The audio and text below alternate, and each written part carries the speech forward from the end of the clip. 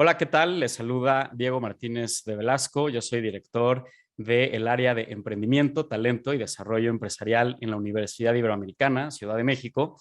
Yo estoy muy contento porque estamos lanzando esta nueva plataforma de contenidos llamada Ongoing, Ideas para Transformar, que responde a esta tendencia de lifelong learning o aprendizaje continuo o de por vida, en donde vamos a estar compartiendo material muy interesante sobre emprendimiento, innovación, habilidades del futuro, temas de impacto social y herramientas para los negocios, para todos aquellos emprendedores, líderes empresariales que quieran estar al tanto de las últimas tendencias y escuchar pues, de los grandes líderes y de quienes hoy encabezan proyectos de emprendimiento y de innovación, pues en qué están trabajando, qué es lo que están viendo hoy actualmente, cómo tenemos que reinventarnos y pues darles realmente un alto valor agregado a través de esta plataforma. Y es un placer para mí arrancar, ¿no? O sea, el kickoff de Ongoing con Luis Herrera, nuestro invitado del día de hoy. Luis Herrera es co-founder de Thrust y es mentor en Endeavor, una de las aceleradoras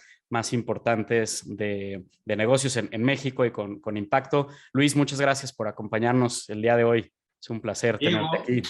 un aplauso, no para mí, sino para ti por esta iniciativa. Hoy que arranca este maratón, que espero que no sea maratón, sino que sea un ultramaratón, para que no nada más dure mucho, sino que además vaya evolucionando. Te agradezco el honor de estar en esta primera edición. Y sobre todo celebro muchísimo porque actualmente hay tanta información que lo que necesitas es más bien no consumir información, sino conocimiento.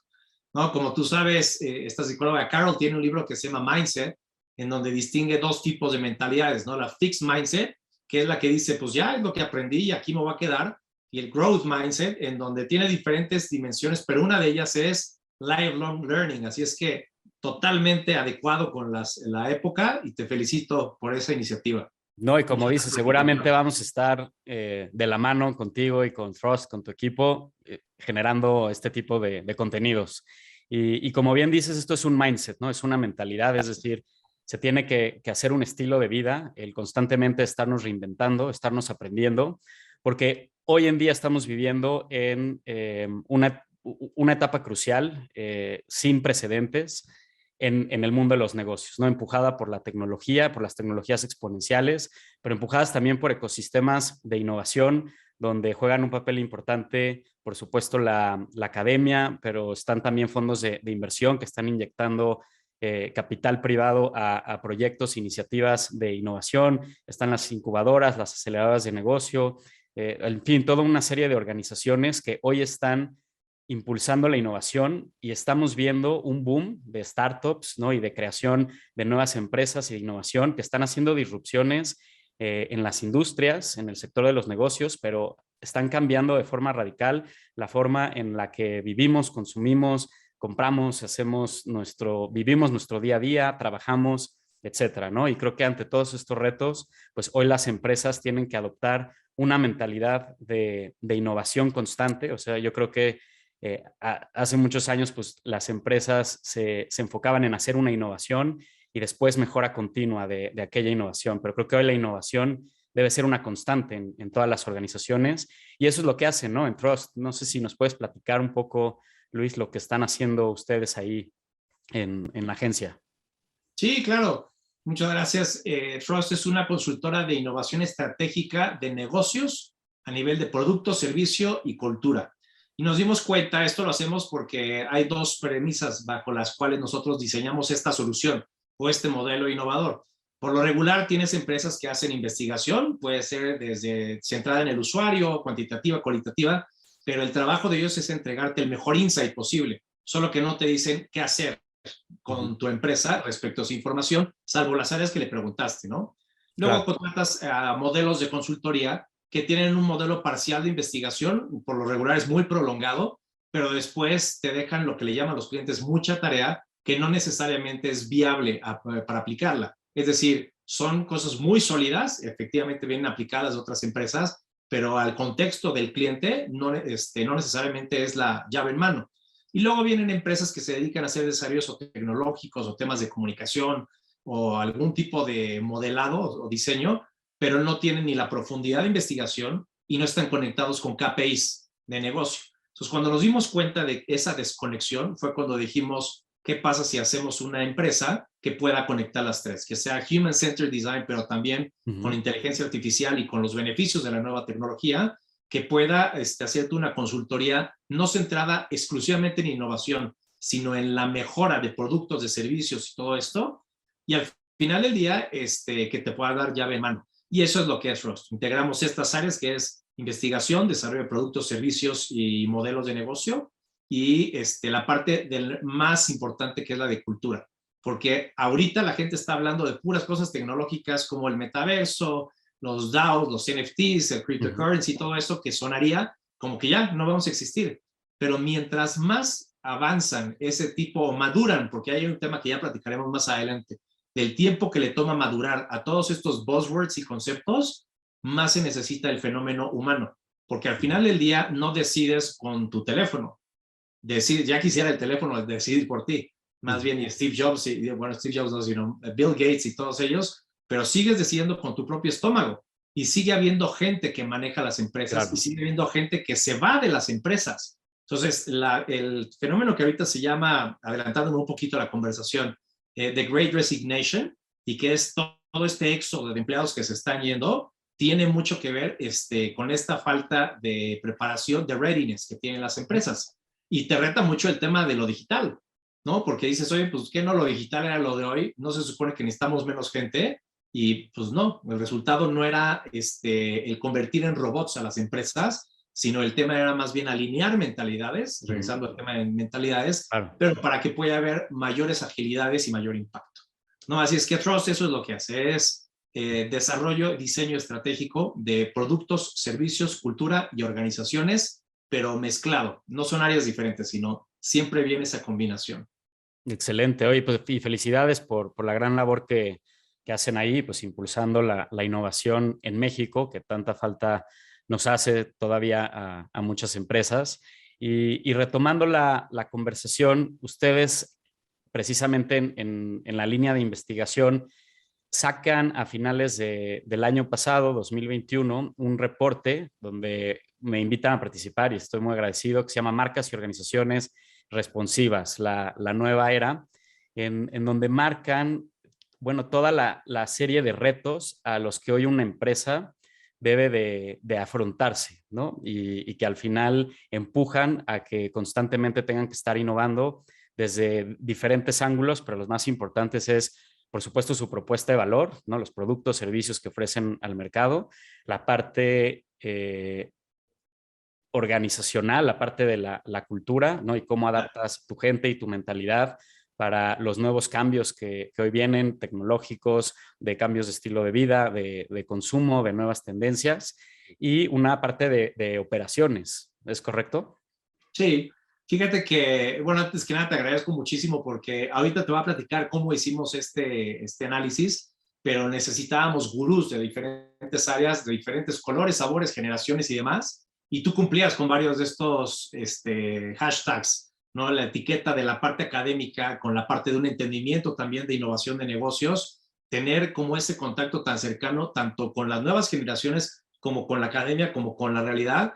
Y por eso es que nos permitimos invitarte y te agradezco una vez más porque el tiempo dedicado sabemos que fue bastante, pero esperamos también haber detonado en toda la gente que haya participado de esto, pues no solamente el acabar de hacer clic a una mentalidad, sino que puedan echar a andar esto, ¿no? Porque el reporte no es exclusivo de Trust.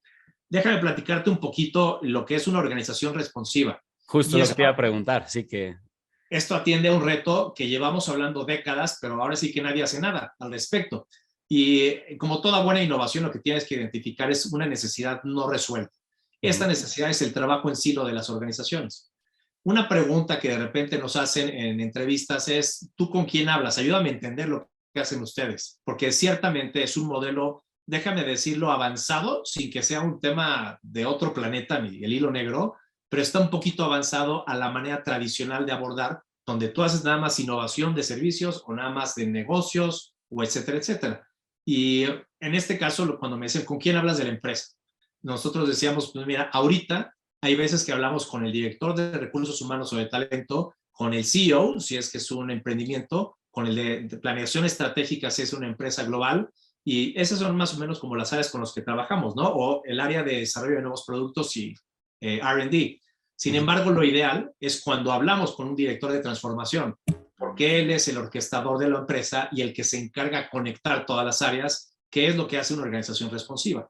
Entonces, la organización responsiva es, como lo dice el nombre, es una manera como los aparatos digitales que a través del uso que tú le das y la información sobre todo, y los cookies y todo esto que lo alimentas, va anticipándote y entonces va adaptándose, pues ya sea de aparato en aparato, si la pantalla es más vertical, más grande, pero sobre todo en contenido y en experiencia.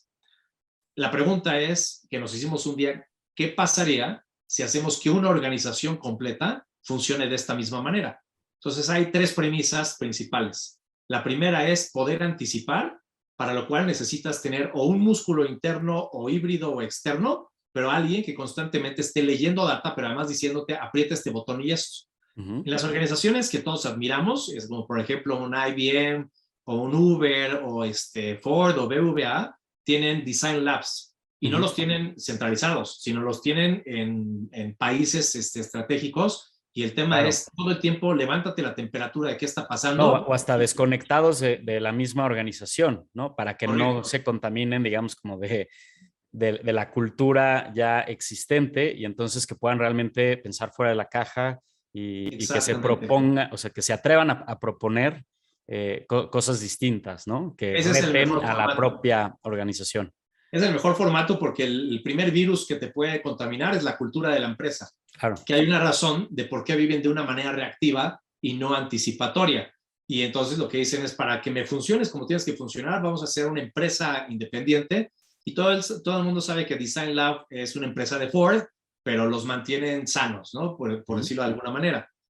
La segunda premisa tiene que ver con adaptar, y es lo que te decía de las pantallas y todo esto, pero eso va directamente a mentalidades, a modelos y a sistemas. ¿Esto qué quiere decir? Una empresa que está dedicada nada más a funcionar totalmente digital no puede funcionar en la parte logística o no puede darte una experiencia unicanal, porque se clavaron tanto en lo digital que lo demás como que no conecta. Pero al final del día tiene que ver también con la cultura de la gente. Y la tercera tiene que ver con responder, pero responder significa más un tema de cómo te anticipas a las necesidades de la gente en lugar de venderles tus necesidades. El mundo del marketing, como tú y yo lo conocemos y que todavía es lo que existe, es el mundo de voy a hacer una idea y como decía el mismo Henry Ford, build it and they will come. Pues eso funcionó padrísimo hasta hace Sí, ya, en la era industrial, ¿no? sí, en la era industrial. Ahorita lo malo es que las empresas siguen pensando así, siguen actuando así, pero esa es una de las respuestas de por qué los unicornios son unicornios. Y la respuesta es, nosotros escuchamos lo que la gente necesitaba, lo resolvimos y te traemos nuevas formas de, que eso es de lo que se trata el reporte, porque con este discurso yo tenía mis ejemplos y me echaba mi poesía y nos daban proyectos y todo era muy feliz. Pero de repente dije, no puedes, o sea, tengo que expandir mi base de ejemplos, ¿no? Como que ya tengo 7 que son los usual suspects, deben de haber Claro. más. Entonces, este reporte lo que hace es hacerse la tarea de investigar empresas de cualquier sector, cualquier tamaño, que utilicen un modelo de gestión similar al que nosotros proponemos, pero que estén demostrando impacto a nivel sustentable, sostenible y, por supuesto, económico incluido en esto, ¿no? Es Claro. decir, si ves el reporte, es como una tesis que te dice esta fórmula de operar responsivamente es bastante rentable, porque es la manera en la que entras tú con las organizaciones con innovación, con KPIs de rentabilidad y no con, pues, con tendencias y post-its. Claro. Oye, aquí voy a hacer un paréntesis porque mencionabas a los unicornios y solamente me gustaría poner en contexto a las personas que nos están escuchando.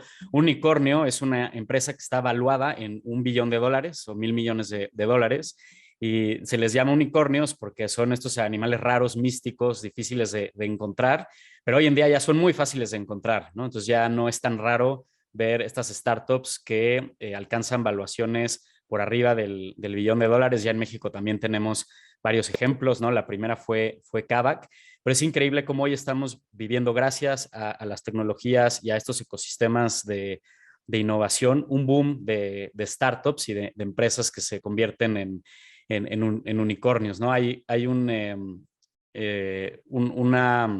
empresa de investigación que a mí me gusta seguir, que se llama CD Insights, seguramente lo conoces, va haciendo un tracking cada cierto tiempo de cuántos unicornios, ¿no? Se van creando. Es increíble. Fíjate, te paso un dato rapidísimo. En 2019, en mayo, o sea que tiene apenas un par de años, había cerca de 326 unicornios a nivel global. Para 2 años más tarde ya estaban cerca de 700 unicornios, ¿no? Entonces estamos viendo este crecimiento exponencial y unas valuaciones que no se habían visto anteriormente. Y bueno, creo que hay mucho que aprenderles también a este tipo de empresas, ¿no? Ahí yo tengo bueno, o sea, mis bemoles serían que pues muchas de ellas pareciera que solamente se enfocan en alcanzar valuaciones muy altas y dejan de lado pues, realmente el impacto y el propósito de por qué se creó esa organización, pero hay otras que sin duda están creando los impactos que tú bien mencionabas, ¿no? Impactos sociales, ambientales, que están haciendo pues, disrupciones, democratizando servicios y acercando productos, servicios a comunidades, a diferentes, ¿no? Personas que antes no tenían acceso a ello y que pues sin duda hay que aprenderles bastante. No, totalmente. Ahorita me estaba recordando que hay una cuenta o una organización que se llama Unicorns y que tienen un mapeo de México y Latinoamérica de los que son los próximos unicornios. Pero coincido contigo totalmente en donde se convierte en un juego de ambición, porque como tú sabes, sí, el dinero es como la materia. No se crea ni se destruye, simplemente cambia de lugar. Y hay épocas en donde se ponen de moda diferentes tipos de estrategias de inversión, sobre todo a gran escala, como cuando fueron los consorcios, ¿no? Cada X tiempo hay una empresa, más bien un holding, que dice voy a comprar puras empresas de toda la cadena por ejemplo, comunicación. Entonces compran agencias de investigación, consultoras, empresas de diseño, UX, etcétera, etcétera. Y entonces el pastel completo es en donde empiezan a dominar ya un 30% de mercados regionales, me refiero a Latinoamérica completo, y es en donde dices, una empresa solita esta no me va a dar mucho ganancia, pero el completo y el hacer cruce y sinergias entre ellos, ahí sí es en donde lo manejas como si fueras una empresa y que dices, todos van a trabajar con esta agencia de investigación. Entonces le resuelve la chamba a la agencia de investigación pues, por 10 años por lo menos, ¿no? Ahorita lo que está de moda es esto, pero porque hay un tema de escalabilidad. Entonces, cuando tú compruebas que lo que tú puedes hacer a través de la tecnología, porque prácticamente yo no conozco ninguno que no use tecnología, ese es como el factor costo de entrada, ¿no? Si no, ni sí, siquiera claro. criticar. Entonces te dicen, ok, entonces podemos hacer números, ya se vuelve interesante, y si esto resuelve una necesidad, que va a ser una tendencia larga, aquí está este dinero y de repente va siendo una serie A, serie B, etcétera, etcétera, y cuando menos cuenta te das, ya estás ahí. No, pero hay fenómenos muy interesantes. No, si quieres, en un ratito llegaremos a platicar de algunas de Sí, ellas. sí, sin duda. Yo lo que me interesa mucho abordar es que en este estudio, el de marcas y organizaciones responsivas, ustedes identifican 9 retos muy puntuales que catalizan esta responsabilidad, ¿no? O en otras palabras, es a lo que hoy cualquier organización se está enfrentando y el por qué tienen que estar innovando constantemente. Y esto es muy importante para todas las personas que nos están escuchando, porque sin importar en qué organización estés, en la academia, en un emprendimiento, en una empresa transnacional, en una pyme, en un negocio familiar o inclusive si eres un profesional independiente, alguno de estos retos te impacta, ¿no? Entonces, me gustaría irlos pasando, Luis, y que nos vayas platicando un poco de, ¿De qué se trata? qué van, ¿no? De qué van estos retos. Y el primero, muy importante, es inclusión y tolerancia para todos, ¿no? Creo que, bueno, justo acabamos de pasar el 8 y el 9M y son estos movimientos donde ya hay una conciencia colectiva hacia la inclusión de género, racial, étnica en el contexto de los negocios. Fíjate que una de las cosas que yo he aprendido, yo tengo una carrera mezclada de diseño estratégico, marketing, innovación y negocios. Y en lugar de irme cambiando como de cancha, más bien las he venido sumando. Como resultado, hay un aspecto muy pragmático que yo me he dado cuenta. Cuando yo estudié en Estados Unidos negocios, lo que me di cuenta es que es como ir a otro país sin hablar inglés. O sea, no tienes ninguna oportunidad, no porque sea el lenguaje local, sino porque es la única manera de comunicarte. Entonces, uno de mis findings de mi carrera es, tienes que hablar el idioma de los negocios, pero no nada más a nivel de show, sino a nivel de entender la cabeza del otro lado. Y la otra es que tiene que haber un tema de pragmatismo, porque si nos quedamos en una parte súper teórica, hablando de modelos y herramientas y vocabulario, ahí es en donde no se da. Yo mucho tiempo sufrí de eso hasta que me di cuenta, dije, son esas dos cosas, las prioridades y la practicidad de que sí sea realizable, ¿no? Porque si no te conviertes en una de 9 razones de por qué 9 de 10 proyectos de innovación no se cumplen, ¿no? Entonces, con eso lo que te quiero decir es que esto lo podemos ver, este primer reto, de dos formas, de una manera política o incluso social, o de una manera pragmática de negocios. Y déjame abordarlo desde la parte de negocios. Cuando tú trabajas, hace poquito, trabajamos con una empresa global que hacía electrodomésticos de línea menor, ¿no? Estos son termomixes, y licuadoras, aspiradoras, ventiladores, cosas así, un chorro, ¿no? Hacían bastantes de ellos. Y entonces, en un offsite que hicimos en Colombia, pues era una sesión de planeación estratégica y teníamos dos misiones. Una era decirles qué es lo que viene y cómo utilizar parte de estas tendencias, y la segunda era aterrizarlo en algo muy fácil no fácil, fácil es la única palabra que no lo es, pero muy claro, pero sobre todo viable de cómo implementarlo. Y se atravesó este catalizador. Entonces, este grupo era muy conservador y cuando vieron esto dijeron, nosotros tenemos muy claro, esto es para señoras, chavas de la edad que tú quieras, pero mujeres. Y lo que le dijimos es, no es un tema de que tú creas en algo, ni mucho menos lo tienes que compartir. Pero si no te interesa y les enseñamos un número en pizarrón, este es el tamaño del mercado que tú estás dejando ir. Si no te das cuenta que ahora las familias tienen 9 formatos diferentes. Las familias ya no son como donde tú y yo vivimos, que dicho sea de paso, tú y yo somos generaciones diferentes. Tú eres millennial, apenitas casi con Z. Yo soy generación X, pero de los últimos, ¿no? También. Entonces, antes decías papá, mamá, 3 hijos. Si no tenías 3 hijos, incluso estabas como fuera del juego. Ahorita, olvídate la cantidad de hijos. Son de parejas del mismo sexo. Son mamás solteras, papás solteros, que cada vez hay más. Y con hijos adoptados, y olvídate de entrarte a la categoría LGBT, etcétera, etcétera, porque entonces, si lo quieres ver como complejidad, allá tú. Si lo quieres ver como negocio, te acabo de septuplicar el tamaño de tus oportunidades de negocio, porque ¿qué crees? Que dentro de todos esos, hay muchos que además les encanta cocinar con 3 diferentes formas de hacerlo.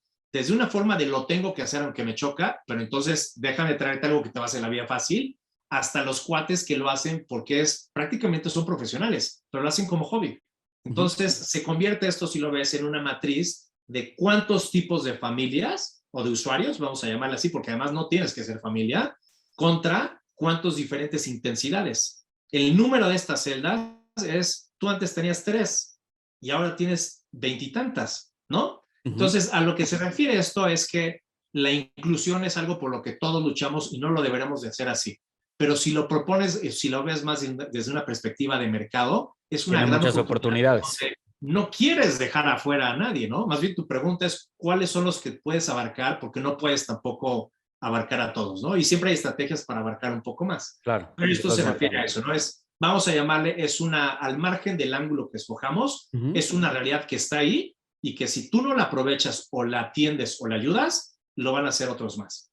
De acuerdo. Oye, ¿y aplica también internamente en la organización? O sea, de tener políticas organizacionales que o sea, a favor de la inclusión, de la tolerancia, de pues tener estos boards, ¿no? Donde dices, pues bueno, la mitad tienen que ser mujeres, la mitad hombres, donde tienes políticas para contratar, o sea, y no discriminar de ningún tipo de preferencia sexual, género, etcétera. Pues mira, déjame empezar a responder esto de una manera muy puntual. En un par de semanas va a salir una conversación que tuve con el doctor Cristian Granados, que es mexicano, pero está estudiando en Cambridge, en Inglaterra, y está a punto de sacar un estudio que lleva un par de años dedicado, se llama Innovation Theater. Y como el nombre lo dice, es en donde la mayor parte de las organizaciones, con diferentes razones, te publican o invierten en un evento chiquito de diseño, llámale hackathon o llámale subir a alguien al board, al consejo de la empresa o cosas por el estilo, pero en la realidad nada cambia. Y entonces él está como develando las razones y las cantidades de quién lo hace y por qué lo hacen y todo eso, ¿no? El tema es que aquí hay mucha teatralidad también. O sea, hay mucha doble cara entre lo que se dice y lo que se hace y una cultura en donde todavía la generación X somos mayoría a nivel de liderazgo, es bien difícil entender estos temas. La amenaza, que sería un catalizador también, es lo que en Estados Unidos le están llamando the Great Resignation, y que es ese éxodo de colaboradores que se están yendo porque están diciendo, si yo voy a dedicar la mitad de mi vida por lo menos, que ahí es donde empiezan los problemas, dicen, no, espérate, tiene que ser de 8 a 8 o de 8 a 10, si es no, de entrada ahí ya no me hace sentido a mí.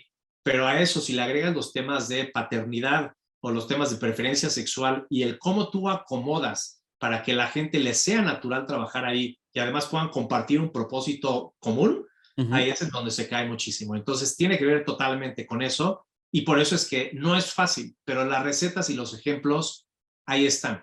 Me explico, es así como claro. Digo, vamos a escalar la Malinche, híjole, pero hay que comprar muchas cosas y hay que hacer mucho, pues sí, pero se puede y es padrísimo hacerlo y los beneficios son increíbles. Pero tienes toda la razón, eso tiene que ver con este primer reto. Perfecto. Oye, ya diste pie al segundo, ¿no? Que es balance entre la vida y el trabajo, que creo que aquí la pandemia forzó a que pues la mayoría de las organizaciones se fueran a trabajar a un formato de teletrabajo. Muchas empresas eran escépticas a adquirir esta práctica, decían pues no vamos a ser eficientes, la gente pues no va a trabajar de la misma forma. Creo que ya se comprobó que sí se puede ser productivo y eficiente en teletrabajo, pero también esto nos trajo a que tuviéramos que mezclar o tener este balance entre la vida personal, la familia, las actividades, el deporte con el trabajo, ¿no? En un mismo espacio, en un mismo tiempo.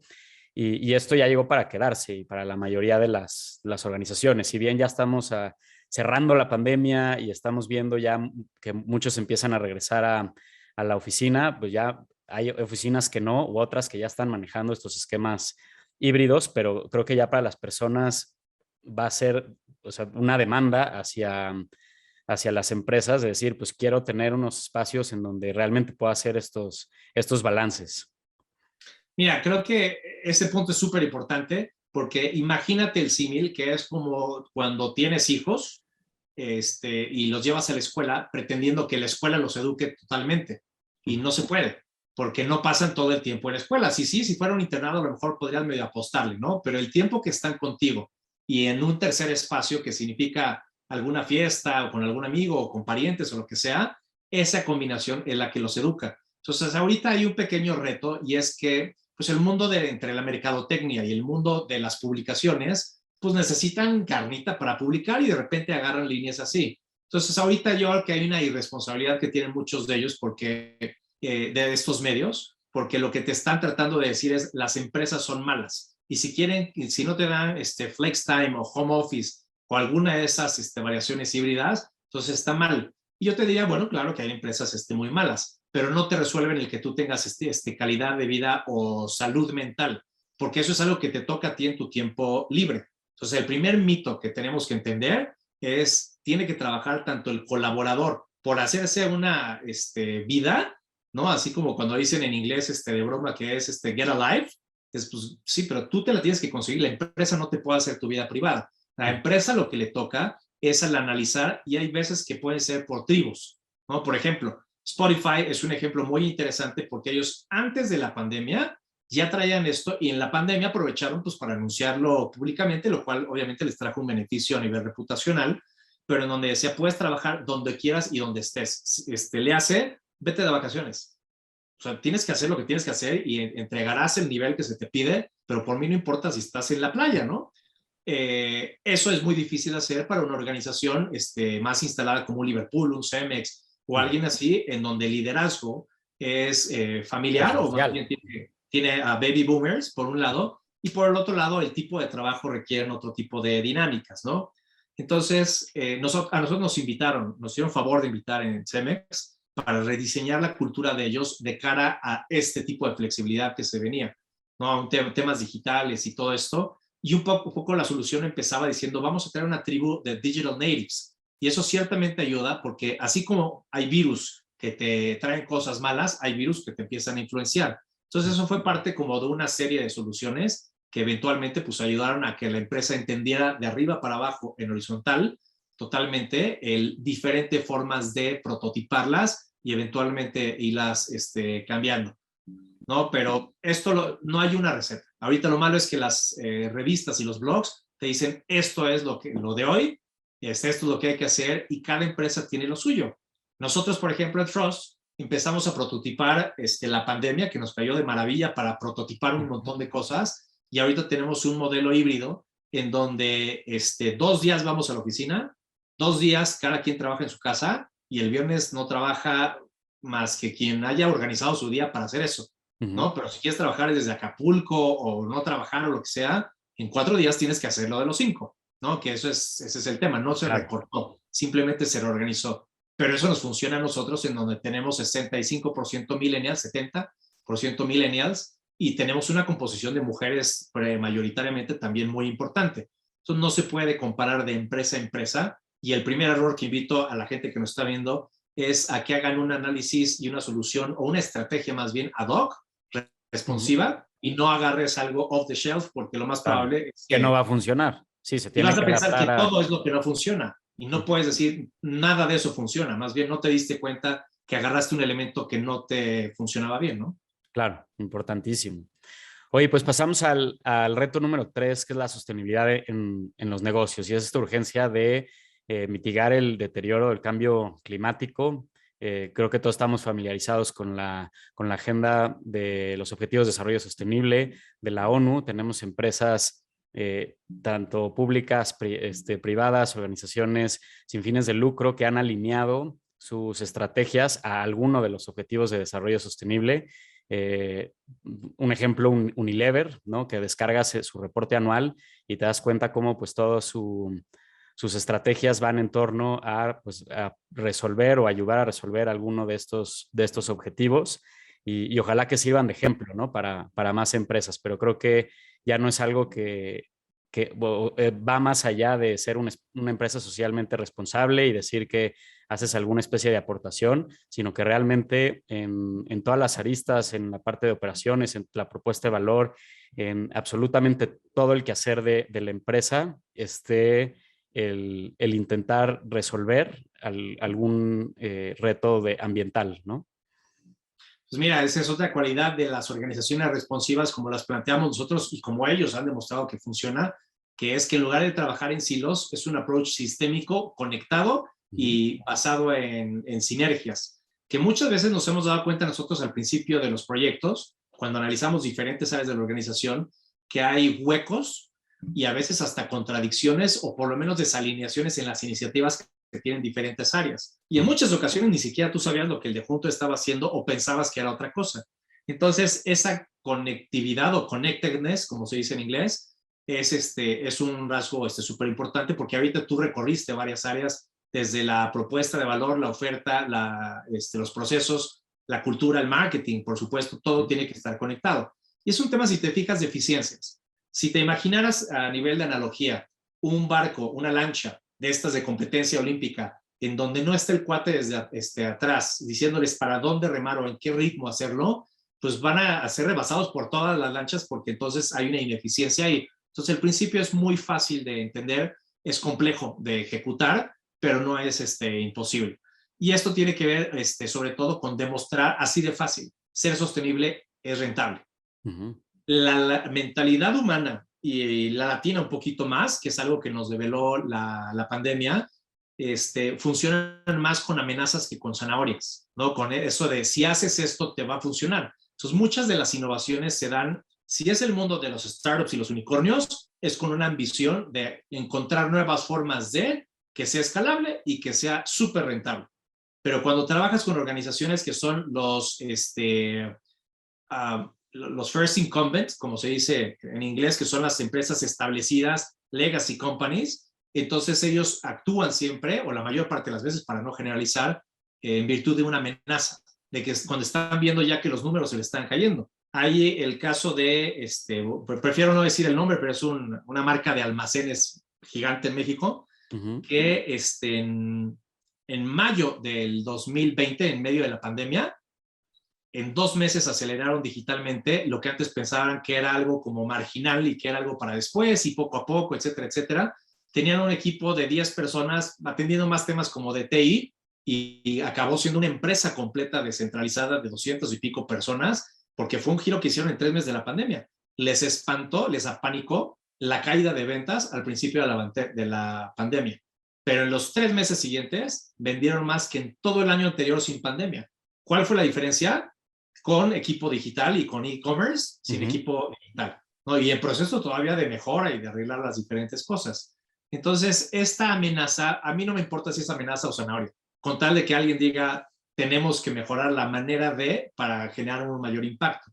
Y ese es el caso, por ejemplo, lo que viene en el reporte, como un caso como un Bimbo o como un Adidas, que Adidas hace 15 años, muy anticipadamente, dijeron, oye, se nos van a acabar los recursos, fíjate. Era un tema de amenaza, de verdad. Dijeron, olvídate el ser buenos ciudadanos del planeta. Se está acabando de donde sacamos nosotros para hacer tenis, ¿no? Aunque contamine. Y entonces trabajaron internamente, armaron un equipo. No les funcionó porque si tú veías 5 tenis sustentables de ellos o con materiales reciclados, uno, tenían calidades diferentes, no eran replicables, no eran aceptables. Entonces, eventualmente se dieron cuenta de otro de los atributos de las empresas responsivas y que tiene que ver con trabajo en networks. En lugar de tratar de hacerlo todo in-house, ¿por qué no trabajas con expertos externos de diferentes áreas? Y entonces haces más bien una empresa basada en networks y no en silos o no en áreas que siempre están limitadas en algún lado, ¿no? Entonces el resultado es que trabajaron con universidades, con laboratorios, etcétera, etcétera. Y entonces ya hace varios años sacaron la primera línea de tenis que vendió como 10 veces más de lo que ellos se imaginaban y actualmente 70% más o menos de todo el catálogo de productos de Adidas es sustentable totalmente. Pero ¿sabes por qué? Por negocio. Claro. Entonces, claro que sí, que viene de una... reciclado de plásticos del mar, ¿no? Sí, sí, sí. Entonces tiene una medalla totota de casi premio Nobel, pero ellos te dirían, deja la medalla, los números que estamos haciendo de ventas. Entonces ahí es en donde coinciden 3 diferentes cosas que es lo que hace una empresa, una organización responsiva. Una es la prospectiva, que significa las necesidades emergentes. Olvídate, puede ser tendencias, puede ser diferentes cosas, pero ¿qué es lo que la gente no te sabe decir que ya necesita? 2, las necesidades tribales, que significa cómo se comporta el ser humano para tomar decisiones y el mercado, ¿no? También. Y 3, que tiene que ver con los objetivos de crecimiento. Normalmente estas 3 áreas están separadas. Y aquí dices, aquí estamos hablando de objetivos de venta, aquí estamos hablando de recursos humanos y aquí estamos hablando de investigación cualitativa. Y cada quien trae sus proyectos y ya. Y aquí dices, no, cuando conectas los 3, haces lo que hizo Adidas y entonces te anticipas. Ahorita le están correteando todos los demás que afortunadamente agarraron buen paso ya, Nike, Under Armour, todos los demás, pero definitivamente la delantera la lleva Adidas en ese sentido. Así es que la premisa ahí es identificar, no enfocarte en el gasto que va a haber, porque Adidas gastó mucho dinero cambiando líneas de producción, todo el tema de proveeduría, el tema de investigación, pero ahorita está súper pagada la inversión. Y eso que fueron años, ¿no? De hacer esto. Bimbo es otro ejemplo súper interesante que tiene muy buena comunicación corporativa, pero incluso los camiones que utilizan son diseñados por mexicanos y son camiones eléctricos. Entonces ellos sí se encargan de hacer un análisis de toda la línea de cadena de valor y decir en dónde podemos primero traer eficiencias. Es decir, sustentabilidad no necesariamente igual a impacto, sino que a nosotros nos represente una eficiencia operativa, que esa es otra bondad de hacer las cosas sustentables y de tantos modelos que hay, que no se da cuenta la gente. Luego dijeron, ¿cómo podemos hacer para generar menor impacto de huella de ozono y a las comunidades y con además el tema animal, ¿no? Que son las 3 áreas de sustentabilidad. Y después dijeron, ¿y cómo convertimos todo esto en dinero? Porque si no, pues va a desaparecer la empresa y si no, ¿cómo impactamos? Entonces, eso es lo que han venido haciendo, lo van a seguir haciendo y lo interesante es que tienen una serie de compromisos de aquí a 5 y 10 años que son medibles, que es la tercera beneficio. Voy a repetir, uno es el que optimizas, el otro es que es rentable y la tercera es que es medible. Y entonces sí tienes una serie de iniciativas de aquí a 5 y 10 años para ir bajando la huella de ozono, entre otras cosas. Sí, por supuesto, porque lo que no se puede medir no lo puedes mejorar. Pero muy interesante porque es precisamente un cambio de mentalidad, es decir, en lugar de que sea un gasto, esto es una inversión y un proceso de mejora de eficiencia para la cadena de valor. O sea, hay menos dinero Cambiar. donde no lo Sí. necesitas y más dinero donde quieres crecer y por supuesto que hay impacto. Es un súper caso de estudio lo que hacen en Bimbo. Evidentemente una empresa legacy como ellos tiene áreas de oportunidad, es gigante además la organización, pero de que están tomando la delantera en estas cosas, es cierto. Sin duda. Oye, el siguiente reto es el de valor compartido y este me parece muy interesante porque si nos vamos a la definición de empresa tradicional, ¿no? De economistas como Milton Friedman, que dice, pues el único, digamos, como labor social de la empresa es maximizar, ¿no? Utilidades, responder únicamente a accionistas y si alguna responsabilidad tiene la empresa únicamente es dar empleo y pagar impuestos, pues creo que hoy ya nos dimos cuenta que no es así, ¿no? Juegan un papel importantísimo social, ¿no? En el contexto en el que están inmersos y hoy una empresa tiene que ver, pues no solamente por los accionistas, sino también, y no solamente los clientes, sino también por todos los grupos de interés con los que en algún punto va a tener un contacto, ¿no? Llámese proveedores, los mismos empleados, la sociedad en la que está inmersa, más, por supuesto, accionistas, clientes, etcétera. Fíjate que ahorita me recordaste, bueno, déjame más bien hacer una analogía. Si nosotros entendiéramos la idea de que el único propósito de la familia es procrear y extender, o el propósito de la mujer es procrear también, yo lo que te diría es, eso es algo similar a lo que acabas de decir, que es pagar nóminas y pagar taxes, ¿no? Uh-huh. En realidad, esto tiene que ver con un poquito lo anterior. Antes había un modelo que se llamaba triple marcador, donde decías los 3 KPIs de crecimiento, es la parte de responsabilidad social para ser un buen vecino, la parte sustentable para no pegarle mucho a los recursos y que se nos acaben a nosotros mismos para producir, y obviamente una rentabilidad a nivel financiera. Entonces ahí está el modelo de hélice, está el modelo de triple marcador. Al final del día llegó ya hace unos 20 años, ahorita diría, de Tom Peters, el concepto de Tom Peters, que es padre del business management, un concepto que se llama el shared value. Y shared value era una evolución de esta que se convirtió en el eslabón entre eso y los nuevos modelos de plataforma que tenemos ahorita. Entonces, los nuevos modelos ya traen una mentalidad de responsabilidad social, de sustentabilidad, pero sobre todo tiene que ver con, oye, ¿qué estás haciendo con tu garage? No, pues ahí está vacío. Está vacío, te lo rento. Como si fuera un Uber, ¿no? Lo hiciste con los modelos de carpooling, como Caro, todos ellos, que se convirtió en Uber y en todos estos nuevos, y lo tienes con modelos compartidos también de Airbnb, en donde el tema es dual, compartir impacto, pero sobre todo compartir activos. Y esto es algo súper interesante, donde dices, no necesitamos crear más, necesitamos más bien hacer algo inteligente para optimizar eso y hacer más con lo que tenemos. Entonces tiene que ver más con el share economy, el concepto Sí. de valor compartido. Justo se me olvidó decir, o sea, la parte de Tom Peters es el eslabón entre el triple marcador y entre el share economy, efectivamente. Economy, efectivamente. Oye, el segundo reto es bienestar y calidad de vida. Bueno, esto tiene que ver mucho con Hay una cosa que se llama innovación frugal y que, como tú sabes, tiene que ver con hacer más con menos. Entonces, eso, la característica que tiene... O con lo que se tiene, ¿no? O con los recursos que se tienen. Sí. Con lo que tienes a la mano.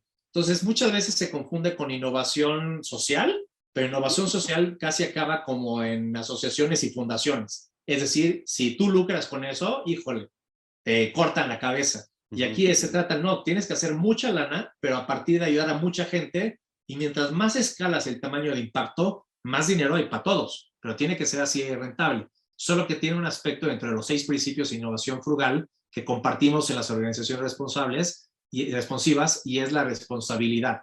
Es decir, esto tiene que mejorar la calidad de vida de la gente. Por ejemplo, todo el mundo de Inditex y de Zara y todo eso tiene muchas aportaciones, pero es el sinónimo más claro de fast fashion.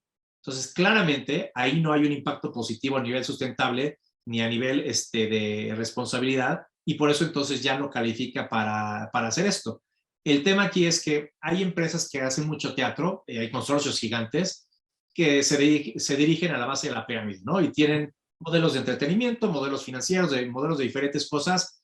Cada quien tiene derecho a hacer su luchita, ¿no? Yo he tenido oportunidad de trabajar con ellos y la explicación que te dan tiene mucha coherencia, porque te dicen, oye, si tú le quieres prestar a ellos, que no sabes si se van a pelar o si no tienen trabajo ni nada, pues, ¿cuánto les cobrarías tú de interés, no? Nosotros, para poderle ayudar a toda esa gente, el riesgo es muy alto. Y ahí es en donde entonces se convierte, pues, en que los pagos chiquitos son muchos chiquitos, pero se convierten en grandotes, y en que los intereses son más grandotes.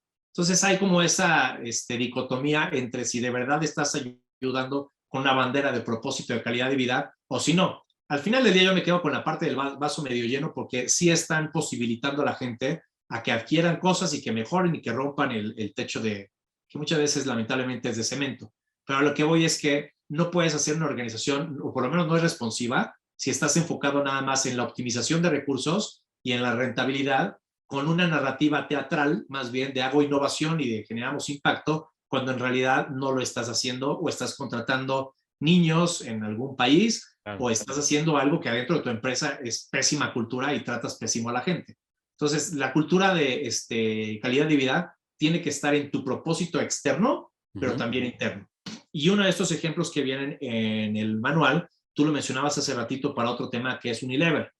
Unilever lo que tiene es que impulsa mucho el entrepreneurship, el emprendedurismo interno, Interno, y, sí.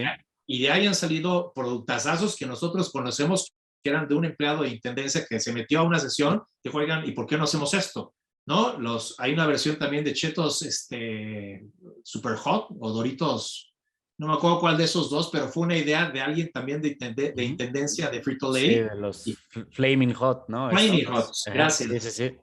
Gracias, es un caso súper Sí. conocido, y el cuate ahorita, lo bueno es que además les dieron regalías, que ahí tiene que ver con un impacto social, porque en Claro. lugar de decir, gracias por tu idea, me voy a No, y llevar el además porqué. incentivas la creatividad, la innovación, que se atrevan a proponer ideas, ¿no? Y que sepan Totalmente, que cualquiera puede jugar un rol estratégico en la organización. Y creo que eso motiva, incentiva bastante.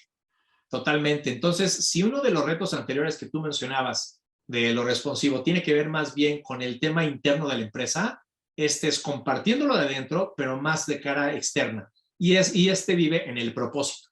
El problema es que 8 de 10 empresas lo dejan en el propósito, que se ve increíble cuando tú llegas a la sala de juntas o a la entrada del edificio, pero cuando tú pides indicadores de qué iniciativas tienen, cuánto dinero le han puesto a eso y qué resultados han tenido, ahí ya se para la conversación, ¿no? Entonces, sí es más un tema de tienes que invertir, como se dice en finanzas, put skin in the game, o sea, dinero de verdad, y medirlo para ver qué Claro, tanto estás generando calidad de vida en tus productos o en tus servicios, ¿no?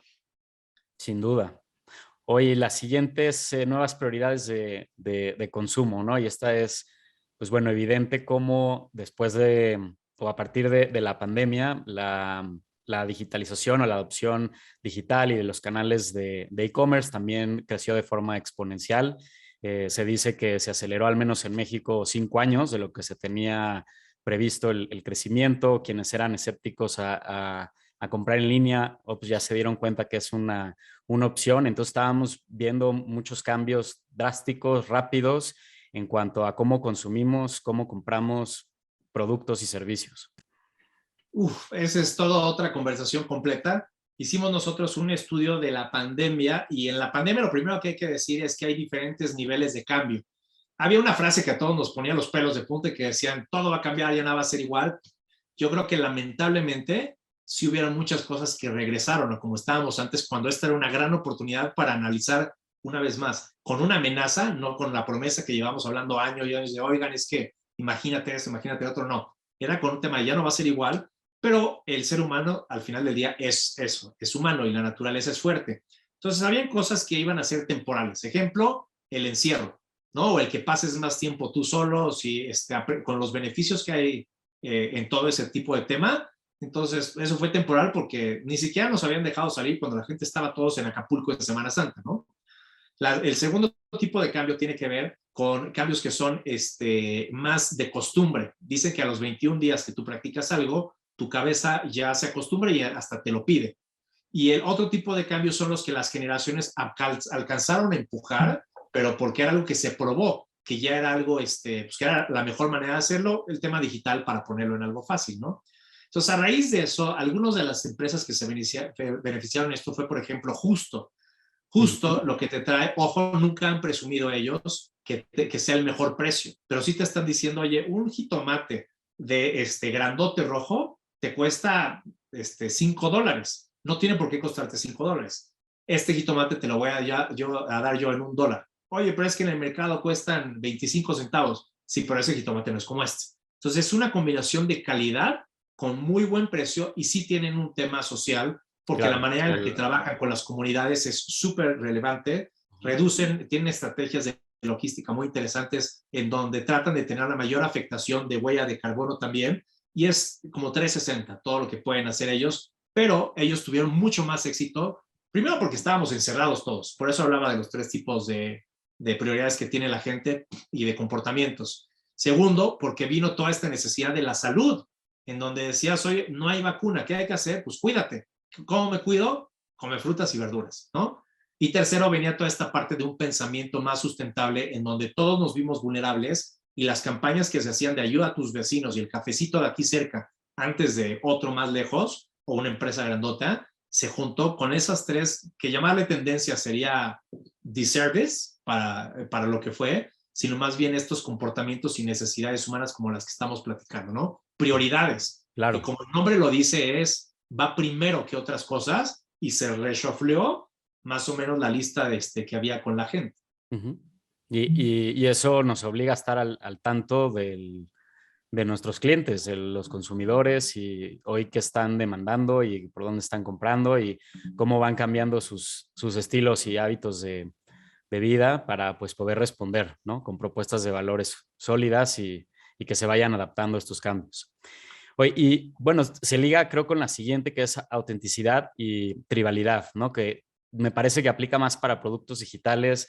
Es, es esta combinación entre, pues quiero ser, digamos, productos personalizados, auténticos, cosas que sean para mí, pero que al mismo tiempo, pues yo pueda pertenecer a comunidades, ¿no? Y en el ejemplo que daban era de Spotify, de cómo pues, tienen un algoritmo tan bien desarrollado, ¿no? Que puedes tener, o sea, al final tienes una aplicación que tiene todo el mundo, que eres parte de una comunidad, que puedes compartir tu música, pero al mismo tiempo, pues tienes playlists 100% personalizados a tu gusto, a tus sentimientos, al estilo de vida, y ahí justamente es manejar estos dos factores.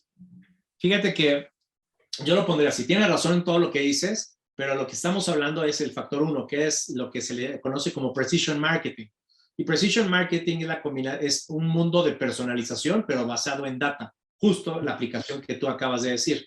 Sin embargo, tú te metiste por el tema digital y bueno, tú fuiste parte de todo este estudio, por eso sabes toda esta información, pero tiene que ver también con el tema de redes sociales. Entonces, imagínate que cuando ves películas de los 80s y están en prepa, pues está la tribu, o la secta de los deportistas, los músicos, las cheerleaders, los estudiosos, ¿no?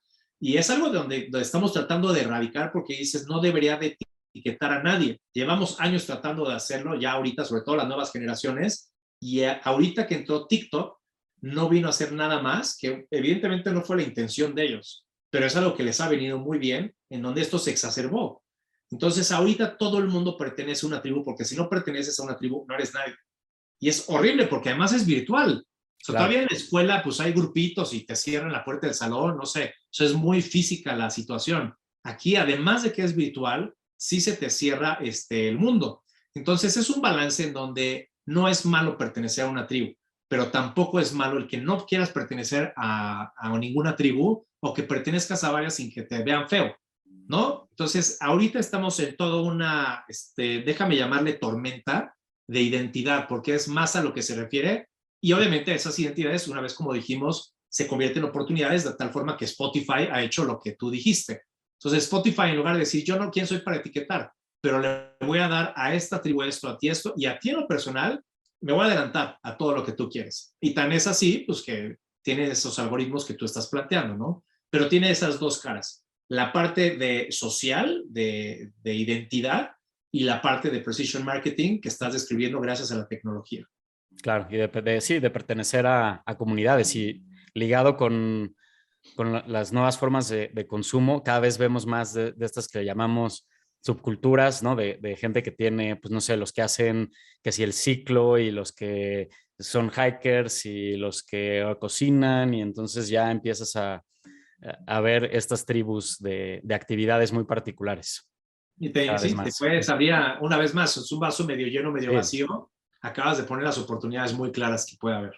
sí. Oye, y ligamos la parte tecnológica porque la siguiente es pues todos estos breakthroughs tecnológicos, ¿no? Todas estas innovaciones.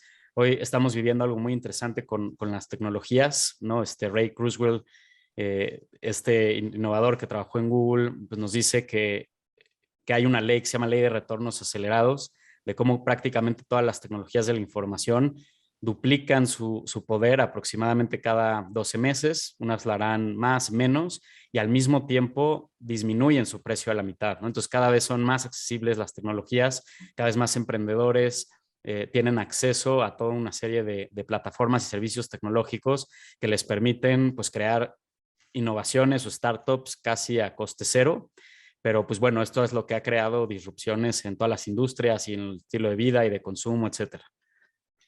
Mira, sí, por supuesto, la organización responsiva anticipa, o sea que eres no necesariamente un early adopter, pero sí tienes que tener mucho cuidado de cómo aprovechas las nuevas tecnologías, porque de que lo tienes que hacer, lo tienes que hacer. La pregunta es cuáles. Ahorita, por ejemplo, estamos ¿Cómo? trabajando con y cómo y cuándo, sobre todo. Estamos trabajando con empresas del sector financiero, entretenimiento, deportes, porque todos nos han llegado palabras más, palabras menos, con la pregunta de ¿qué hago con todo esto que está aquí?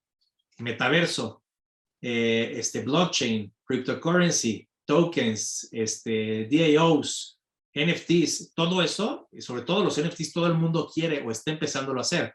Sin embargo, ya hemos estado en pláticas donde llegó el cliente con nosotros porque decía, ya lo intentamos y nos fue pésimo, o vimos que al de enfrente le fue mal.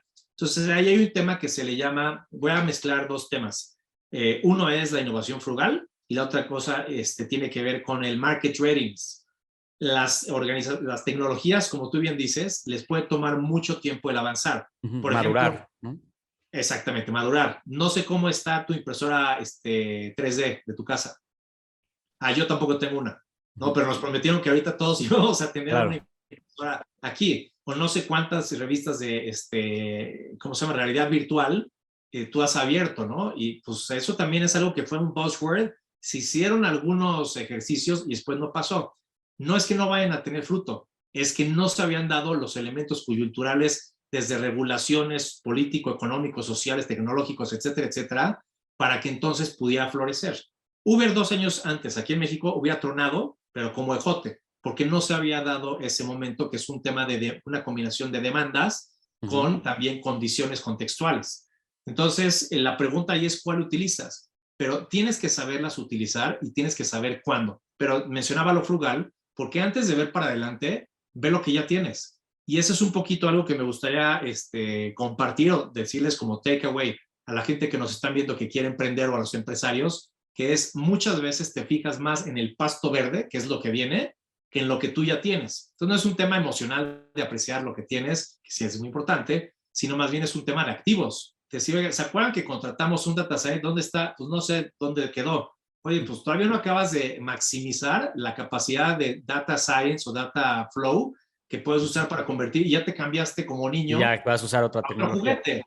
Exactamente, ¿no? Entonces, mi primera recomendación es vean qué tienen para capitalizarlo, porque si no, la siguiente vez que como directivo pides dinero para otra iniciativa, te van a decir, no, porque no hiciste funcionar la primera. ¿No? Es como comprarle una guitarra a un chavito y de repente digan, no, es que siempre a lo mejor quiero un piano. ¿Por qué no mejor primero le sacas jugo a la guitarra y luego esto? Segundo, tiene que ver con eso, de poder hacer un análisis para saber cuándo va a ser oportuno hacerlo o no adelantarte, o luego cuál combinación de estas son las que te pueden funcionar. Y entonces ya no entras en ese frenziness o FOMO, es que el fulanito está haciendo no sé qué, pues tú tienes que mantener la dirección que tienes, pero sí es importante saber cuáles de estas, pero no son todas, sino es una combinación, una a la vez. A eso es un poquito a lo que se refiere a este tema de breakthrough tecnológicos, de cómo te pueden sacar de la jugada o cómo te pueden dejar fuera, ¿no? Que no es lo mismo. O sea, te sacan si te aborazas y te dejan fuera si no te pones las pilas y no Claro. adoptas un poco. Que es el mal, como tú sabes, de emprendedores. Ujú. porque tenemos muchos clientes que son startuperos y que cada vez que vamos a presentar un avance de un proyecto, ya traen una idea nueva. Decimos, eso lo teníamos nosotros en la parte que sigue, pero no puedes estar cambiando el proyecto porque si no, no le vas a dar vida a esto de que se pruebe tantito, ¿no? Una iteración, como tú sabes, a nivel de metodología, requiere un tiempo mínimo de un MVP para que Ujú. puedas recabar información, se convierta en un mini patrón y entonces lo puedas evaluar. Pero si no das tiempo para hacer esto, nadie tiene bases para decir que no funcionó o al revés, que es por ahí. Ujú, claro, pero importantísimo, la tecnología se tiene que utilizar sí o sí, o hoy quedas fuera, ¿no? Ya sea Correcto, en tus algún tipo de procesos, en tu tecnología. comercialización, directo en el producto, pero se tiene que adoptar, ¿no? Y como tú dices, hay mucha democratización ahí porque además muchas cosas que antes tomaba tiempo y mucho dinero mandar a programar, ahorita ya son, lo pagas y lo estás usando en 2 segundos, ¿no? Ujú. Sí, y hablando de democratización, pasamos con la última, Luis, que es democratización y accesibilidad. Y me parece que esta es, pues, de cómo podemos democratizar ciertos servicios, productos, acercarlos a la base de la pirámide, ¿no? Y a países también que están en desarrollo. Y la tecnología ha ayudado mucho a esto también, ¿no? Vemos fintechs, cómo han acercado servicios financieros a personas que antes no tenían este acceso. Hay un proyecto de viviendas, ¿no? Para también personas en comunidades rurales que están hechos a base de impresión 3D, que se construyen en un día. En fin, toda una serie de proyectos bastante interesantes que utilizan tecnología, que vienen muy bien fondeados, pero que el objetivo es precisamente dar acceso. Mira, pusimos estos dos juntos precisamente porque una parte sí tiene que ver con mayor impacto a más gente, lo Ujú. cual sí implica meterte en un tema de clases sociales, pero no necesariamente es la base de la pirámide, sino puede viajar en todos los sentidos esa accesibilidad.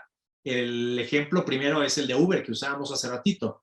Lo que cuesta el mantener a un empleado y un coche, digo, con todas las implicaciones que tienen los dos elementos, es altísima. Y aquí es on demand. Y todos podemos tener a un día un Jaime, otro día otro Luis, otro día un Carlos, y es tu chofer, ¿no? El Airbnb también.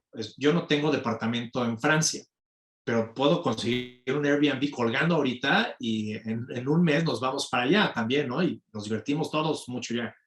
Entonces, ese es un poquito más hacia lo que va, que son modelos que una vez más acaban siendo escalables y acaban siendo hiper rentables, gracias a tres, el elemento digital, ¿no? Pero sí es un tema de cómo puedes darle a más gente más cosas.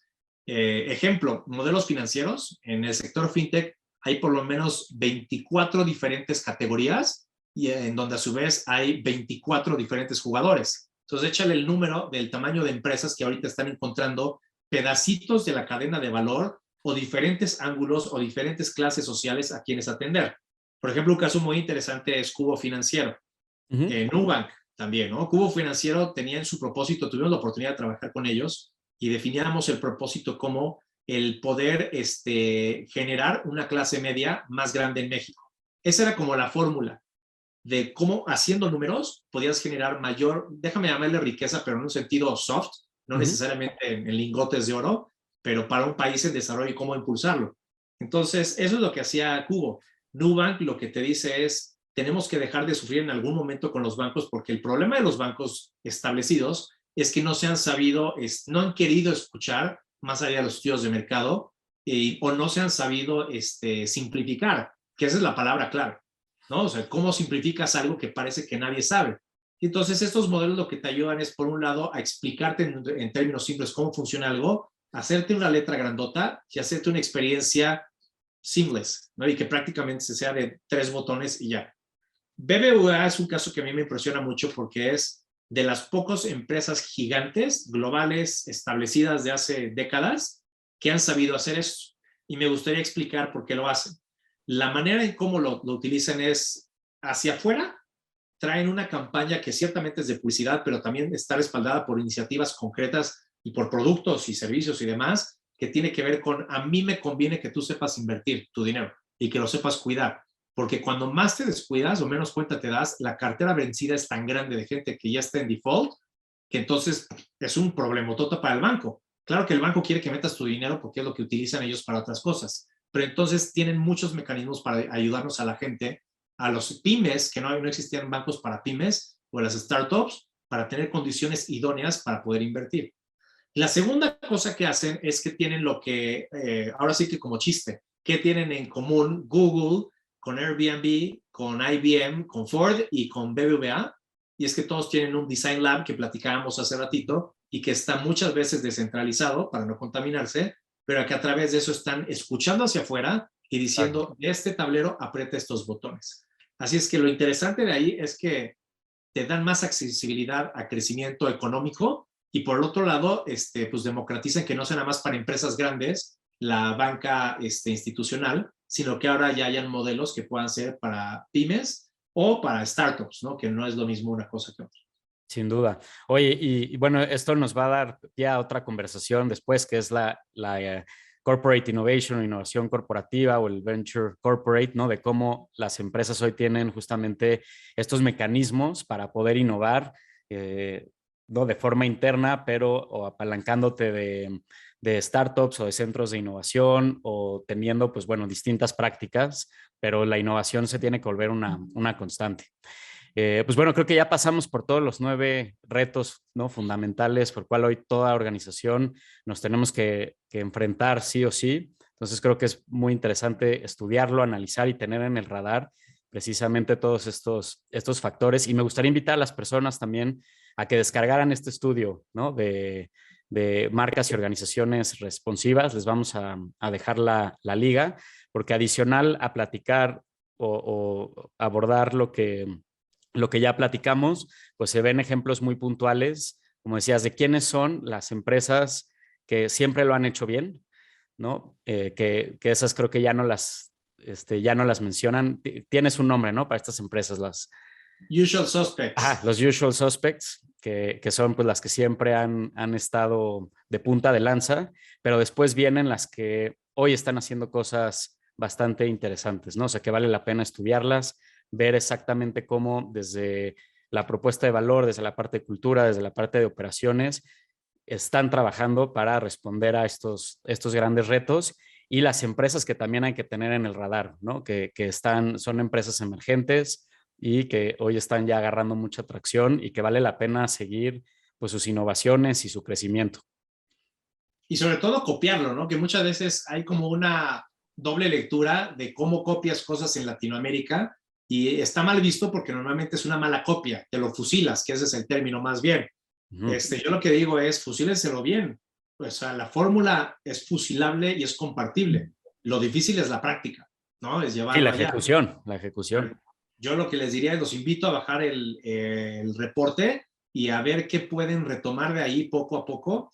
Esos retos que estamos poniendo aquí, ojo, no son 9 cosas que tienes que hacer, son 9 fenómenos o 9 variables o factores que están empujando a las empresas que hagan esto, pero como lo dijimos varias veces Diego y yo, son oportunidades que puedes ver como un problema, como un vaso medio vacío o como un vaso medio lleno.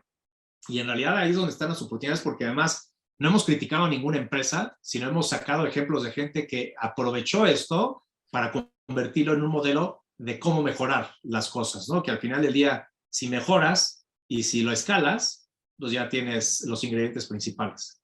Sin duda, entonces los invitamos a descargar el estudio que es bastante interesante. Y pues sin más, Luis, agradecerte tu tiempo y esperamos tenerte próximamente por aquí para tocar, bueno, hay sin fin de temas que podemos platicar más adelante. Pero entrada, te agradezco tu tiempo.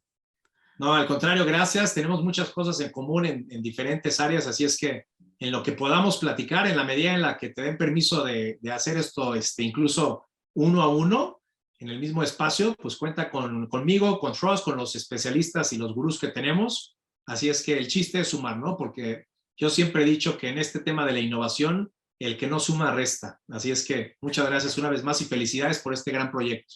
Gracias a ti y a todo el equipo de Frost. Felicidades por el gran trabajo que hacen.